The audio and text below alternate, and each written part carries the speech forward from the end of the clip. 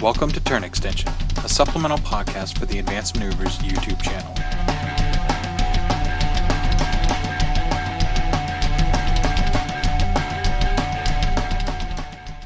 Hey everybody, welcome to another episode of Turn Extension. My name is Devin, Cutthroat here on the forums. Everybody's Kevin Dowdark on the forums. And this is Donnie, Warmachine on the forums. And today we decided to reach out and talk to all the trolls who listen to Turn Extension and talk about trolls, where we kind of feel they might fall into the greater meta, some of the lackluster things, some of the great things, and just a general all-around conversation about the best faction in the game.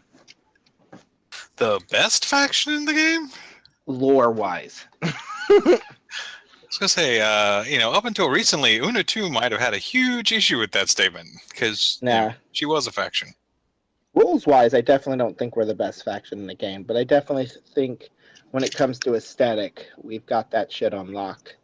So before we jump into the details, I want to put it out to both of you. So when Mark II is near its close, where do you feel like the troll faction fell in the grand scheme of national meta? Was it like top tables, mid tables, bottom of the barrel, hugging it out with minions? I think right before the last errata of Mark II, when they nerfed EE, I think that we were super strong. Like, I'd definitely say probably top 4, top 5 maybe. Top 3. We were pretty strong. So top 3, you think, Donnie? Yeah, and then they, kicked Waters in the proverbial nuts, and that kind of took a big step out of it. And then they destroyed EE. So, they were getting hammered and put back in their place. I think there's a fear at Privateer Press anytime trolls get too high up. Well, and so for me, trolls, like, I was deep into trolls. They really were kind of my thing, and then most of that was actually because of double warders. Like, I was a huge proponent of, I love double warders. This is my thing. This is my shtick. I love it. And then it almost was like, as double warders started falling out, I kind of lost interest or lost direction with trolls, because I felt like they weren't the tanky trolls that I wanted them to be, which is a complete farce, because they still were. But where do you think, was it for you? Was it like the release of Mark III that you think they kind of lost some luster? Or you're both still heavily into trolls, but I know that in a private conversations over chat and stuff like that, when we talk about tactics, there's been some dissension in the ranks. So you want my overall view on where trolls are in Mark III right now? Yeah, I guess in Mark III, where do you put it now that we've been in the faction, we've been in here for a while? Where are we, in the rankings, the national meta rankings? Bottom 3. Yep, Bottom 3. I agree. Unequivocally, bottom 3. I agree. And there's a lot of factors to that, but it doesn't mean you can't make a tournament quality list. It doesn't mean you can't make a competitive list. In fact, I've 2 local tournaments I played in and did fine at Baltimore. I came in 4th or whatever. But it's not that all trolls are bad. It's just that I feel the options are very, very limited.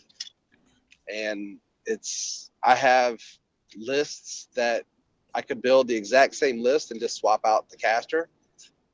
Play about the same. The problem is they all play into the same matchups. So maybe we'll get to that a little bit later. Yeah, I have to agree with Donnie on that. I think that we're definitely in the bottom 3. I would definitely say us and Crix are super, super low on the totem pole. And it's not that you can't build a list that's really good or a list that, can take on a lot of stuff. It's that into a decent amount of these matchups, it's an uphill battle. So, where you might have a little bit of wiggle room where, hey, I may have misplayed a little bit, but that's okay. I can bring it back for trolls in the current meta. If you make that little mistake, you've probably just cost yourself the whole game. So where did we go awry? What happened? Well, I think going into Mark II, personally, I think that everybody, all the troll players, were really happy because we were kind of sitting on the Madrak 2 killer be killed list, where basically, Madrak 2 just ate through your entire army and was just this nigh unstoppable force. And as they nerfed that, we kind of realized that, He was propping the not faction up. exactly. So was it really a situation of trolls weren't that good at the start of Mark III? It's just the distraction of Madrak 2 had everybody going, oh well, Madrak 2 makes the faction, therefore the faction's not broken, or the faction is competitive. So if we take Madrak 2 out of the equation, what was it? The fact that tough got changed? Like where is it that we feel that trolls kind of just fell on their face in Mark III? I want to hear Donnie's take on that, because I have an idea on where I think that we're really missing, but I want to see if Donnie and me are on the same page with that. So I have a laundry list that I could just go through and just rant for the rest of the night. I want to stay positive. I want to get good things out there. And I want to make sure we get to the point where I say what I think is really good in trolls. But major issue is it's got to be the Creel Stone. It's this huge albatross tax that is just attached to the faction, and it's gotten to the point where it's difficult to make points work in Mark III to begin with. It's super difficult to make points work in Mark III with a full Creel Stone maxed out, and then it's real hard to have the UA. The support float is a terrible aspect to trolls. And so the Creel Stone is factored into all of our warriors, all of our beasts. If you don't take it, then you're taking stat subpar people, right? So I'm to include. Now, something that's gotten kind of interesting in my list build is that I've actually gone to a couple lists now where I take the Min Stone and that's it, no UA or anything. And I've actually had some success with that. But I mean, that's literally you're taking away. On the one hand, it's a piece that you have to have. On the other hand, it's a faction defining piece that you want to have. But it's overcosted for what it does. It's almost impossible for half our casters to power it up if they go second. And that leads me to the second thing I have an issue with, and that is you cannot fit solos in your lists. Lanissa Rosal just got a point increase, whatever, and everyone's saying that she was too good for her 3 points. To me, it was never the fact that she was too good for her 3 points. It was the fact that she was useful and 3 points. You could not get a list, and before you could have the Chronicler. I haven't seen a Chronicler in all of MK3 yet. I still play the Chronicler. Points. Seen Devin. He's coming down from his mountains in West Virginia to come play us. But but it's literally, to get solos into your list is nigh impossible. We can talk about the theme list in a bit and how that's kind of changed some of that. But so you used to have a faction that was built on layers like an onion. You're the Shreks of Warmachine. And you could layer your buffs, on top of each other and make yourself pretty competitive that way. And now it's kind of like they took that away from trolls and they added grievous wounds all over the place. And they added, once you're knocked down, you don't get a tough roll. So I think just the combination of all that built into the fact that they changed something very important that I don't know gets discussed. I mean, everyone has discussed the fact that Power Up really changed the way Warmachine plays, correct? Well, yep. Trolls, when they competed, they actually competed very well against non-Crix infantry. Okay, against Crix infantry, they did not do well. They competed well against other factions' infantry. Other factions aren't taking infantry. Trolls do not have a faction that is trading heavies. We're always giving up more than we're getting back. So I think all those things put trolls into a very tepid spot. So Devin, you said you wanted to hear Warmachine is first before. Do you agree that he's hit pretty much the highlights of this is why we're in a rut on Trolls? All but one. I think I agree with him on we're paying a constant Creelstone tax, which is absolute bullshit. And I mean, it's gotten to the point that I'm actually trying to run lists without it. One reason because it's in pieces, but the other reason is mainly because of the fact that I want to see what I can do without it, and feeling like maybe I can generate lists without basically always falling on that crutch. I agree with him on grievous wounds, and the knockdown on tough is real rough because there's so many things that basically auto cause knockdown or knockdown in areas that something that it really sucked when somebody got 9 tough rolls in a row. But there's been games, Mark II and Mark III, where I've gotten, I've rolled and I rolled, 20 plus times and I've never even gotten one.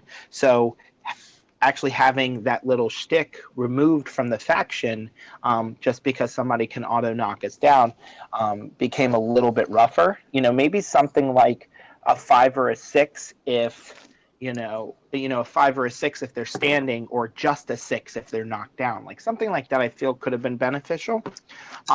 But one of the major points that I feel that Donnie missed was the butchering of elementals.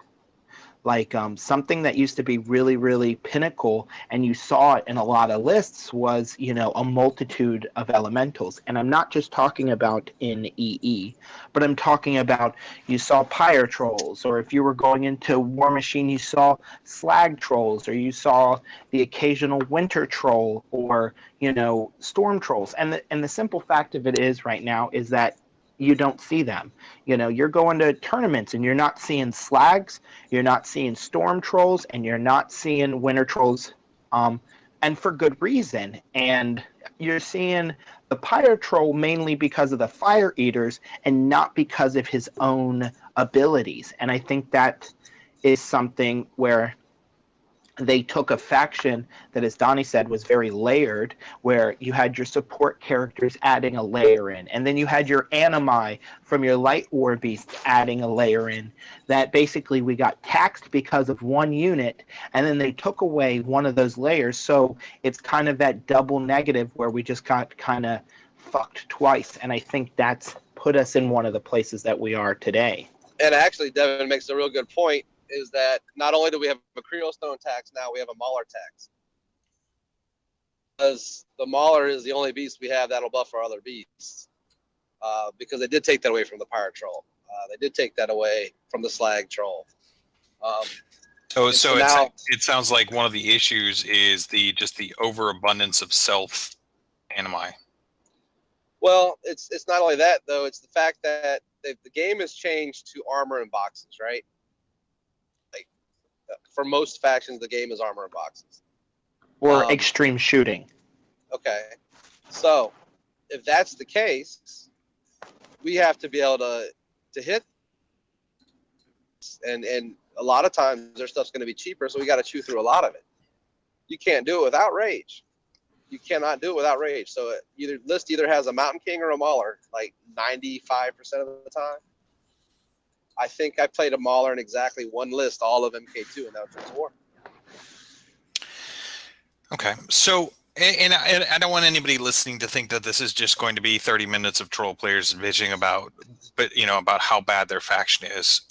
The reason why I brought up the concept of let's talk about what the issues are is because anytime you have a problem, the first thing to do to successfully overcome the problem is identify the problem at its core values. What is the actual problem? Not just guessing and assuming and stuff like that. So now that we've kind of put it on the table of we have issues with the synergies of the faction, in the sense of how in Mark II things used to be synergized with each other to put you into a competitive state, which is compounded by the fact that you can't necessarily get some of those synergy pieces because solos are too costed to put in lists, or beasts are too costed put in lists, and then you have taxes because there's a lot more self-animize, and a lot of these different things are compiling up. Since we've identified where the problem is, and Don, you've already kind of alluded to this because you were like, I'm trying out lists that have min units or min stones that you're not necessarily throwing in a ton of value. I'd like to table leveraging theme lists for a little bit, and I want to kind of come to the table and go, what are the pieces that as troll players we have to turn around and go, okay, these are things that we just need to accept the fact that we cannot just we can't just plug and play MK2 and MK3. These are the things that we're gonna have to learn to live without. I mean, one thing that we don't have a lot of anymore is mannerisms in which to boost our direct, like mat or rat, which are two big things. For example, like when the Fell Caller was first announced and released in Mark III, they had removed the ability for it to just be a unit, a warrior unit or model. So at that point, we could use it on things like war beasts. Now, you would say, man, that's really good. But I mean, it changed for trolls the ability that we did not have to take a, what do you call it? Axer in order to get Pathfinder. We had something that allowed us to do that, and especially when you take the fact that our Earthborn, which used to have basically Pathfinder on a stick and handed out a few other things, like he lost that. So therefore, the only way for a troll player to increase speed is either the Axer or a caster. There's no other way to do it. And that can be, and then you look at factions like Circle or Scorn, and they have tons and tons and tons of different ways to speed up their beasts. And yet here we are still slogging across the board. Well, and I think let's not dive into comparables of other factions. Arguably, we could sit here and argue how other factions have everything forward, but you've identified a problem of we have an issue with movement either through casters or axers. So is a solution that one of the two lists that you bring as a troll player is going to have to be slotted to a movement shenanigan based list or movement shenanigan modifiable list to overcome that hurdle? I think the thing is that you have to. Something I've noticed in some of the games I've played is, especially with pre-measuring, that when I could do things in the other day, I kind of had people I don't want to say misplayed, but they kind of overshot or put themselves just in, and then I was able to, hey, I may not have the Axer, but I was able to get in there. And now with pre-measuring, people can put themselves exactly at your threat range, and if you don't have a manner in which to extend that, namely the Axer, then that can be a serious issue, especially when trolls want to get into the action. So Donnie, what's your thoughts on this? Is there an issue with movements in the faction, and is this something that we can overcome somehow, or is it something we just have to accept and not concern ourselves because there's no true fix to it? Well, I'm going to start by saying I absolutely adore pre-measuring. I think it's one of the best things that's happened to the game. But I will then say my current list pair that I'm taking to the ATC, I hadn't thought about it, but it compensates for everything that Dan was talking about. I'm playing E. Gristle, who has dash, which helps speed up, your infantry in order to get into combat. It also has a feat that gives them reposition 3 on everything. So again, those are ways to close the gap. Your armies a lot faster than most troll lists can do. So I kind of compensated for that. The list I'm playing is a Calandra list. It's very non-traditional, but the point of that list is it makes you it doesn't make you come to it. It goes to you, but it's got enough things. Like one of the things I think they did right in MK3, they gave when the warders got shield guard. They're a staple in every list I build. People will say, why don't you take the bouncer instead of the warders? And I just, if I can have 5 shield guards or 3 shield guards to 1 shield guard in the meta we play in, I'm always going to do that. I just think they're great. They don't hit for much. They still provide that you got to go through these guys and let the rest of my army deliver role that you're kind of looking for. So they have a kind of a dual role. They can tar pit or they can shield guard. So there's some versatility in some ways that I've kind of got around those issues and the shield guards has helped get the army up the table versus shooting lists. And the E-Gristle, I just think, has got a toolbox that helps compensate for some of the deficiencies in Trolls. So are we looking at a paradigm shift of it's not about being faster, it's about weathering the storm as you trundle up the table? Through like shield guards and stuff like that? Well, I mean, that's my play style. But I mean, like Devin is a big Fenblades player. I think that they still close the gap pretty quick. So I don't personally play Fenblades because I don't like single wood infantry. The old infantry is under the Creel Stone. So, but Devin could probably speak to like how that's gone. See, I love the Fenblades because I think they're fast and they do close the gap quite quickly, and they provide a screen, that gets there and can also be heavy damage dealers. Now, of course, with them losing set defense in Mark III, that was a little bit of an issue. But it's like Donnie just said, is that one of the ways that he has felt that he has made up for the issue of speed is literally by playing a specific caster. And Donnie and I had this conversation the other day where he would even go as far to argue that Gristle 2 is one of the best faction casters we have.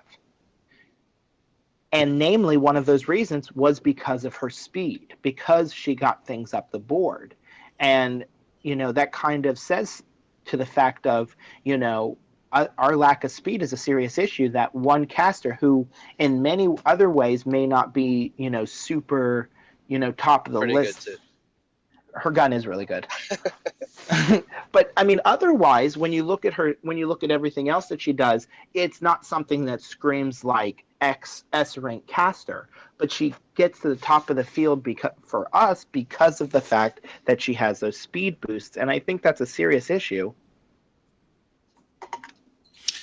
So let's talk about the next one. So one of the things we mentioned was that things were just expensive, and I think there isn't anybody who's on this call right now who wouldn't disagree that it would be great if Privateer Press went back and re-looked at the point cost of solos, the point cost of lights, because some of the lights are atrociously overcosted for what they provide in comparison to heavies that are out there. So I think from a cost perspective, we would love PP to step in and fix the cost, but until they do so, what are some of the things that you guys are doing to mitigate the fact that things are so expensive?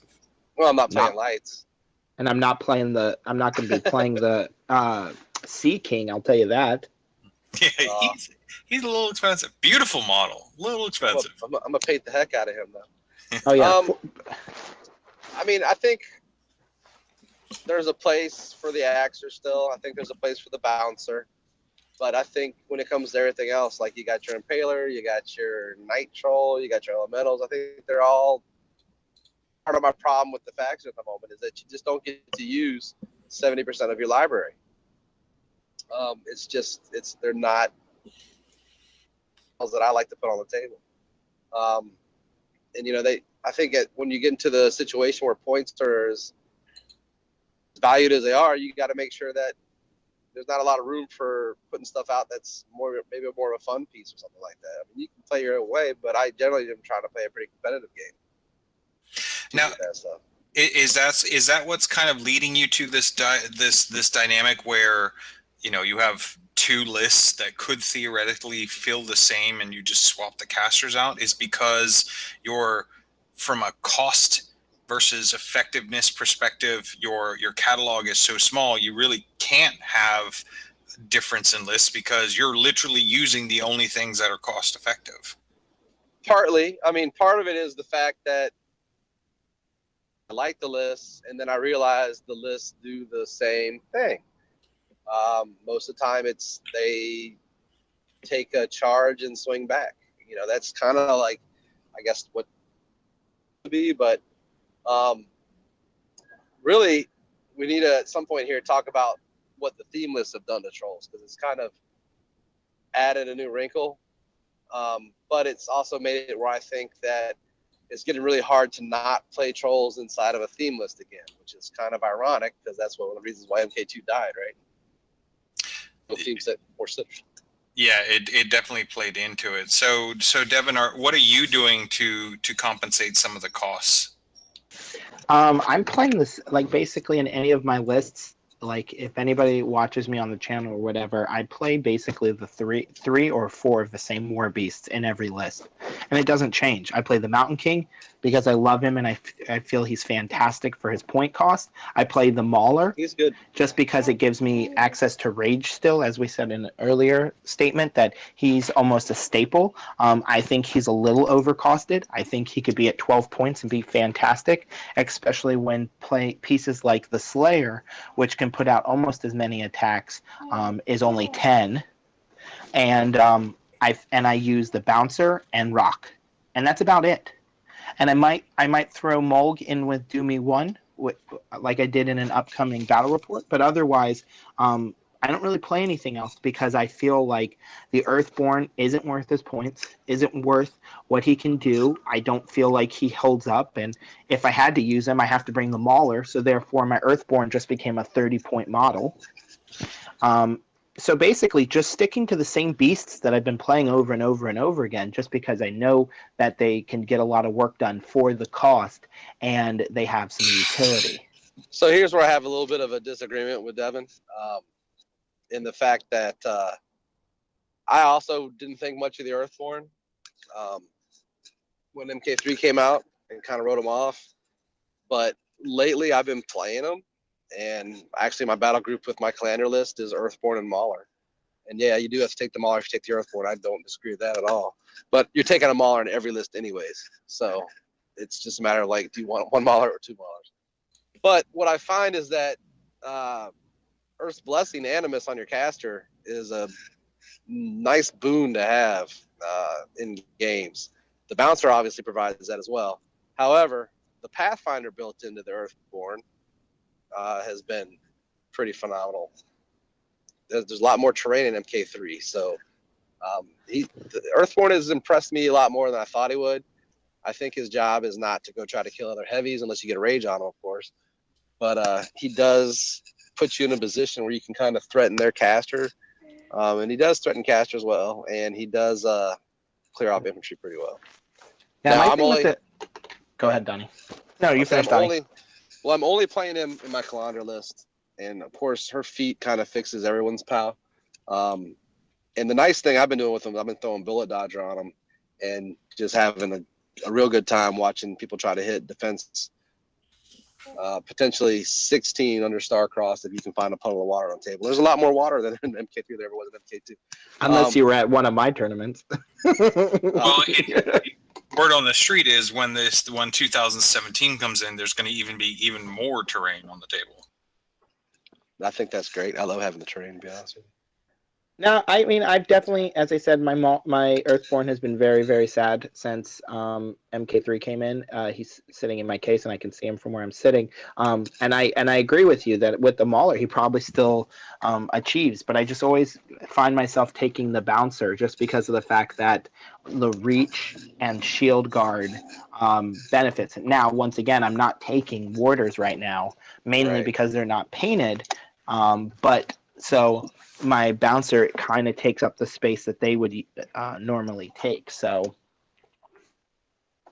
now we mentioned about costs and all that stuff. One of the things that actually came out was when the Troll Bloods theme list came out, when we got the new command books.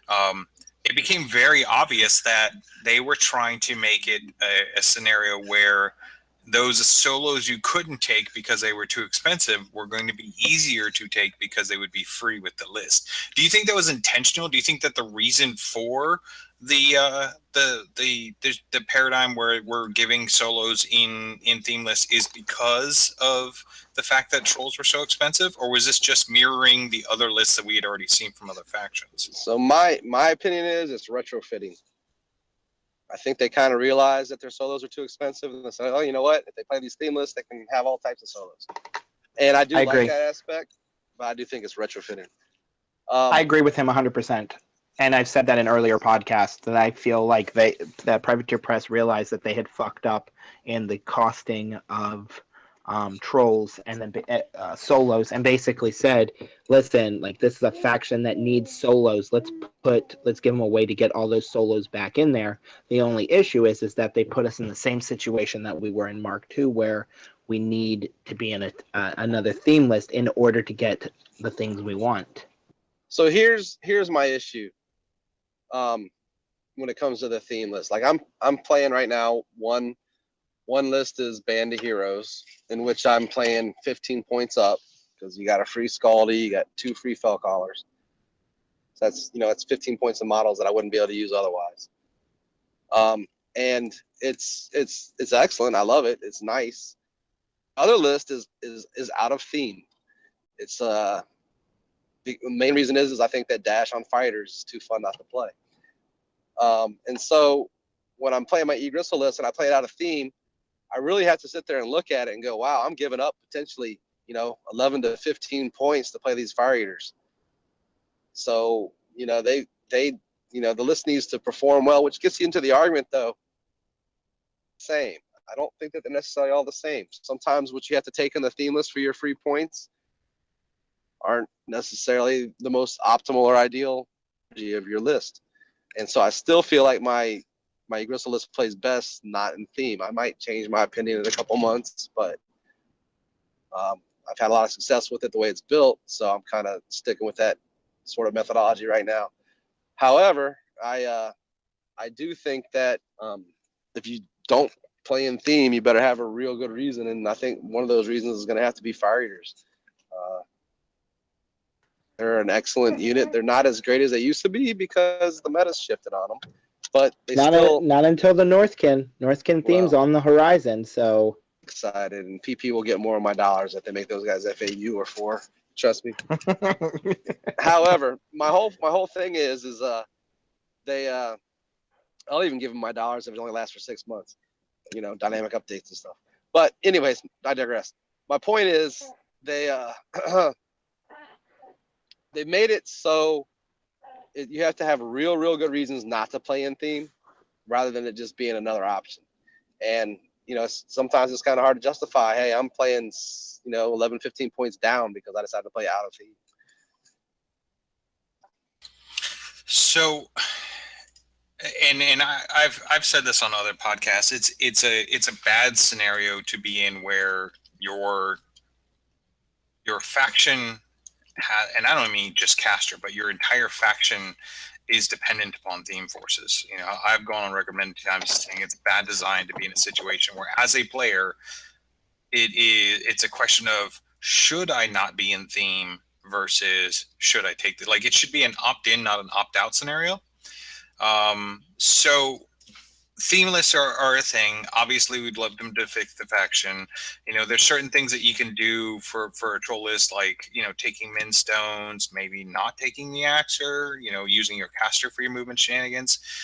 What would be, if you were to sit down with the troll community and be like, all right, guys, this is what we're going to do. This is how we're going to get through this. What's the one tip that you want to give out to the troll communities who are listening to be like, okay, it's not that bad. Hold on, and this is what you can do to hold on.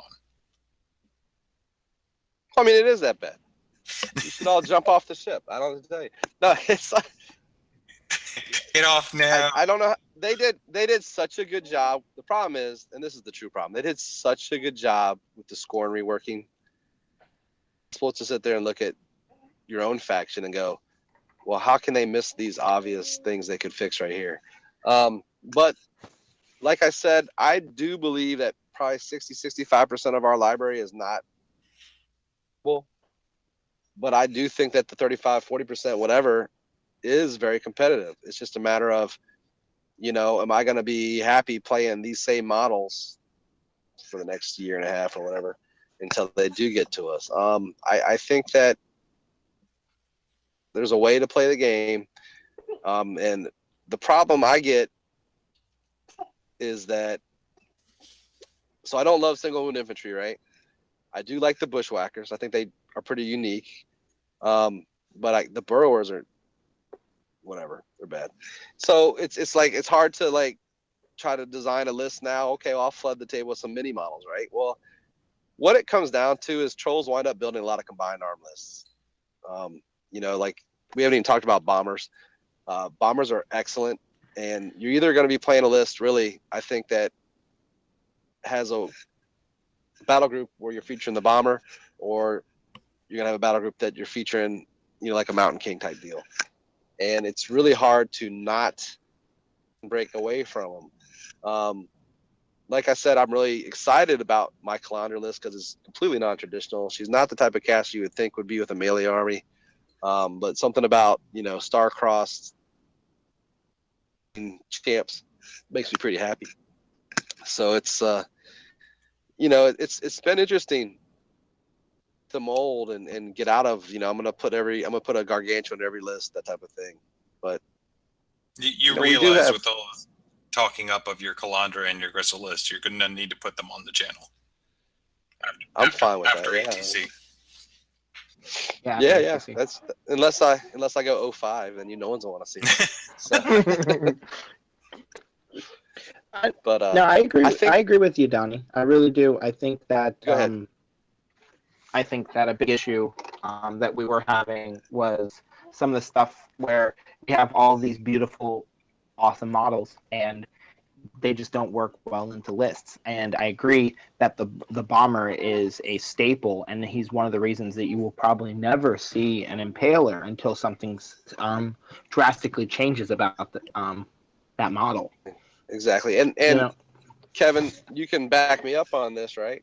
I'd show up to the shop every Wednesday, and I'd have a backpack full of trolls and a big old trolls, right?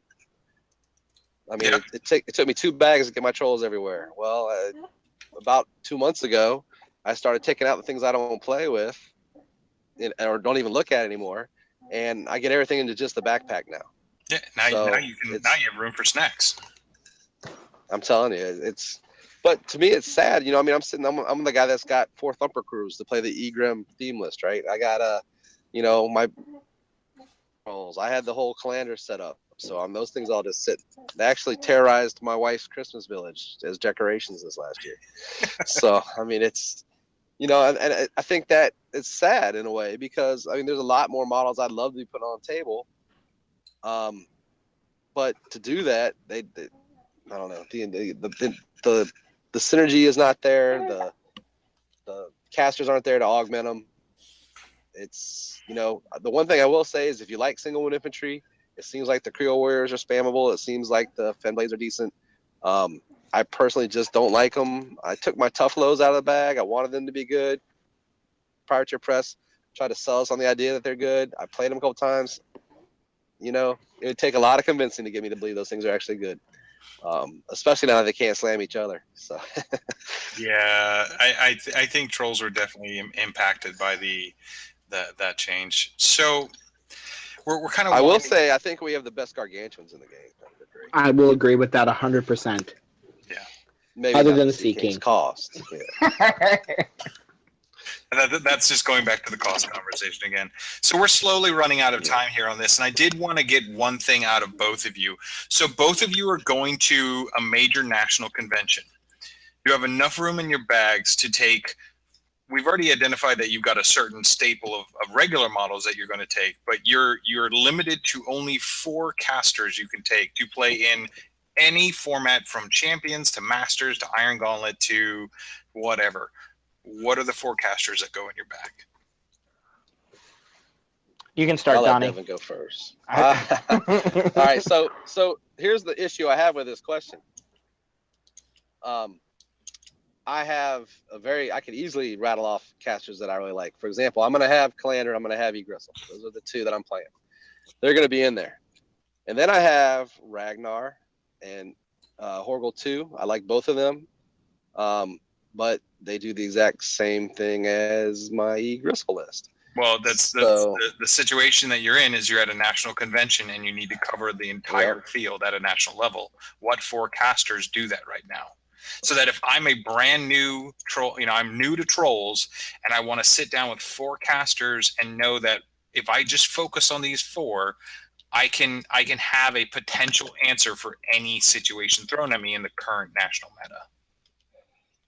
All right, so I can only answer what I'm good at because I think that there is another answer out there. But so I'm going to say the 4 that I personally would put in my bag, and I would just make it work.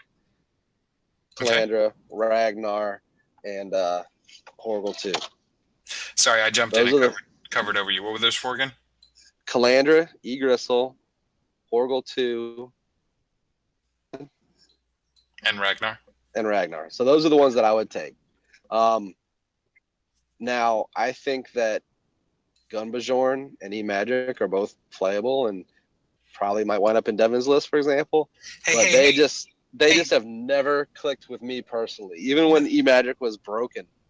No bonus rounds. You gave your 4. All right. I showed up on E-Kane's doorstep with 19 Fury and he dodged away. It was very sad.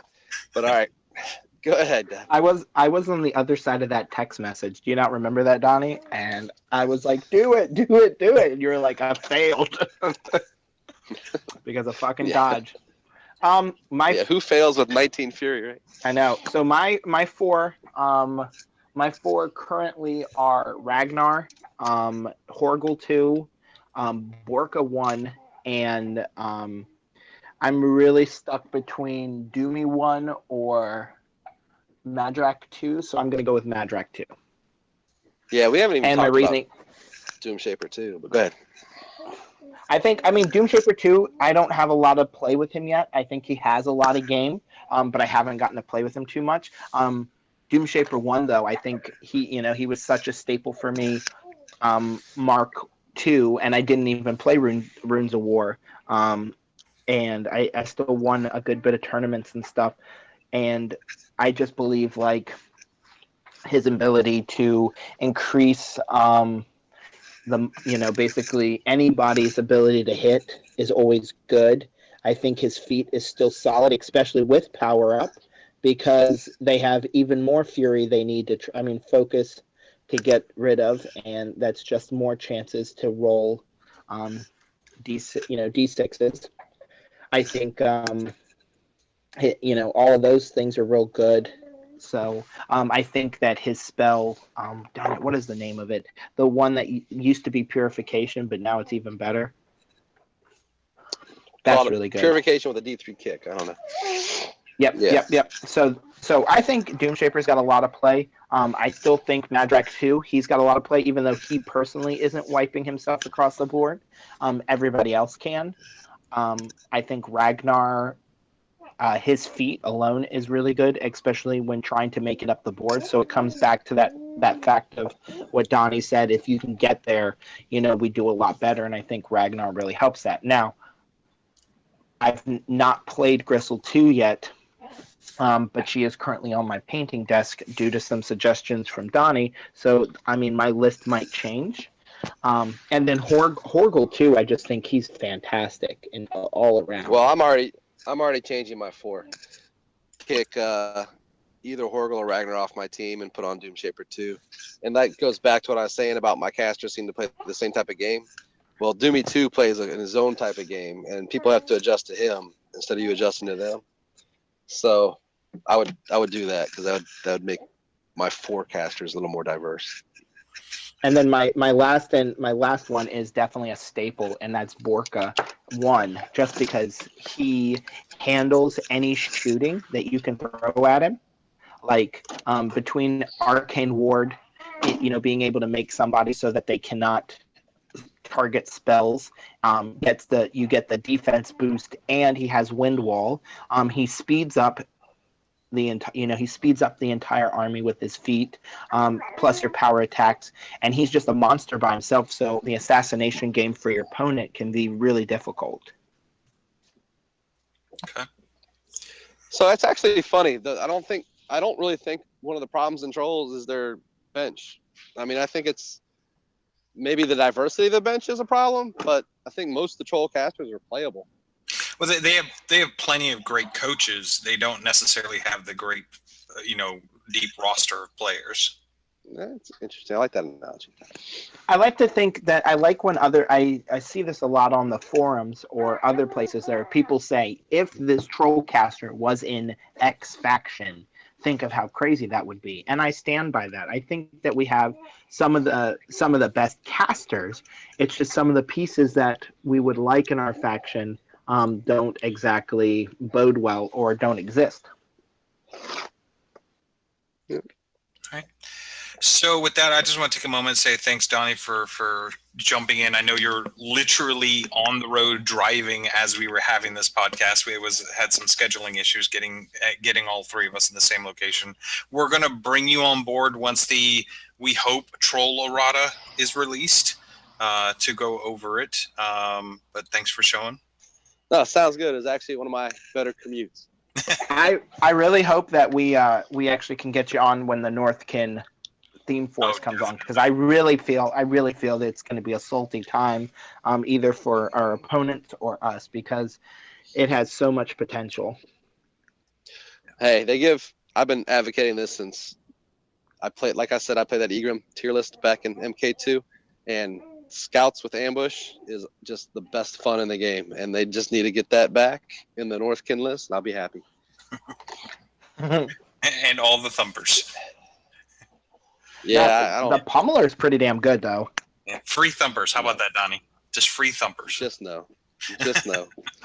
I got to put those up on eBay here soon. Right. So that should be enough for us for this week. We'll catch you all on the flip side. Have a good night. All right. Thanks a lot. See you, everybody.